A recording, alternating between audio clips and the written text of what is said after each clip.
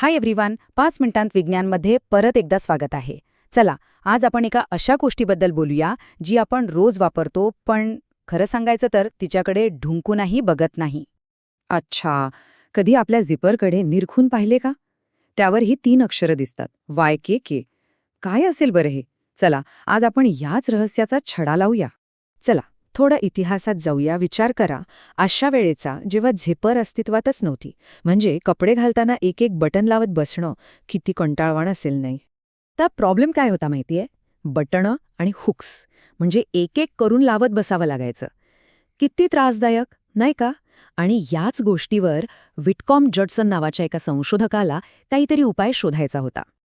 पण झालं असं की जडसन यांचा 1893 मधला तो शोध एक मोठा फ्लॉप ठरला. तो सतत अडकायचा, सहज गंजायचा आणि सगळ्यात वाईट म्हणजे कपडे धुवायच्या आधी त्याला अक्षरशः उसवून काढावं लागायचं. काय डोकेदुखी असेल. आणि मग एंट्री होते आपल्या कथेच्या खऱ्या हिरोची, गिडियन संडबॅग, एक तरुण स्वीडिश इंजिनियर जो एका बुडत्या कंपनीत एका खूपच रोमॅन्टिक कारणामुळे सामील झाला होता. ही गोष्ट ना खरंच खूप इमोशनल आहे. आपल्या पत्नीच्या निधनानंतर संडबॅगने स्वतःला पूर्णपणे कामात झोकून दिलं आणि त्या दुःखातच त्यांनी फास्नरची संपूर्ण संकल्पनाच बदलून टाकली.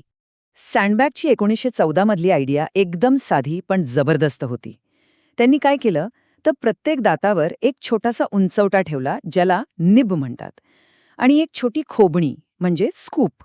आणि हे दोन्ही एकमेकांत इतके परफेक्ट बसायचे की एक मजबूत पकड तयार व्हायची. आणि हे काम कसं करतं? अगदी सोपं आहे.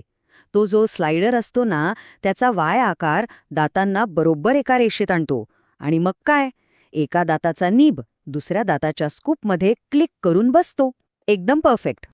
बरं, सँडबॅगचा शोध तर भारी होता, पण तो लोकांपर्यंत पोचणार कसा? त्यासाठी गरज होती एका खास प्रॉडक्टची. आणि मग BF गुडरेक कंपनीनी त्यांच्या रबर बुटांवर हा फास्नर वापरला आणि तो एकदम हिट झाला. गंमत म्हणजे कंपनीच्या अध्यक्षांना तो बंद करताना येणारा झिप आवाज इतका आवडला की त्यांनी त्याचं नावच झिपर ठेवून टाकलं. मस्त आहे ना? आणि पाहता पाहता एक छोटीशी वस्तू हळूहळू फॅशन आणि आधुनिकतेचं प्रतीक बनली. सुरुवातीला फक्त मनी बेल्टपुरती मर्यादित असलेली झिपर बूट्समुळे प्रचंड लोकप्रिय झाली आणि पुढे टॅलॉन ही एक मोठी कंपनी बनली. पण एक मिनिट, जर पहिली यशस्वी कंपनी टॅलोन होती, तर मग आपल्या जॅकेट्सवर किंवा बॅग्सवर YKK असं का लिहिलेलं असतं? विचार करण्यासारखी गोष्ट आहे. तर गोष्ट अशी आहे की 1934 मध्ये ज्या वर्षी संडबॅगचं पेटंट संपलं, त्याच वर्षी तादाओ योशिदा यांनी टोकियोमध्ये YKKची स्थापना केली. आणि एवढंच नाही, 1945 मध्ये बॉम्ब हल्ल्यात त्यांची कंपनी उद्ध्वस्त झाली, पण तरीही त्यांनी शून्यातून ती पुन्हा उभी केली. कमाल आहे. मग YKKच्या यशाचं रहस्य काय होतं? सोप्पं आहे.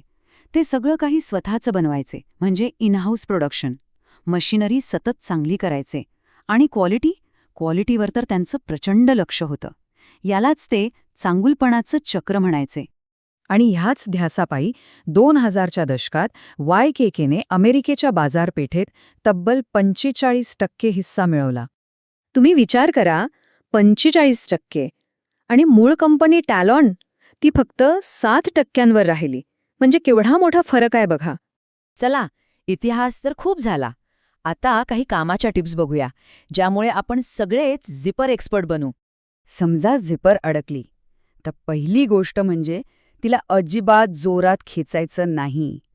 आधी शांतपणे बघा, काही कापड किंवा धागा अडकलाय का? जर काही नसेल, तर एक साधी पेन्सिल घ्या आणि तिचं टोक दातांवर घासा. ग्रॅफाईटमुळे ती लगेच मोकळी होईल. आणि तो एक प्रॉब्लेम जो सगळ्यांना येतो, झिपर मागून उघडते. त्यावर एक सोपा उपाय आहे. एक पक्कड घ्या आणि स्लायडरच्या दोन्ही बाजूंना अगदी हळुवारपणे दाबा. झालं काम. तुमची झिपर पुन्हा नव्यासारखी चालेल. आणि या सगळ्या कथेचा शेवट काय? तर तो हाच की गिडियन सनबॅगचं 1914चं डिझाईन इतकं परफेक्ट होतं की 100 वर्षांनंतरही त्यात कोणताही मोठा बदल झालेला नाहीये. खरंच याला म्हणतात प्रतिभा. आवडलं ना? मग लाईक करा, शेअर करा आणि सबस्क्राईब करायला विसरू नका. तुमच्या प्रतिक्रिया कमेंट्समध्ये नक्की कळवा. भेटूया उद्या याच वेळेला.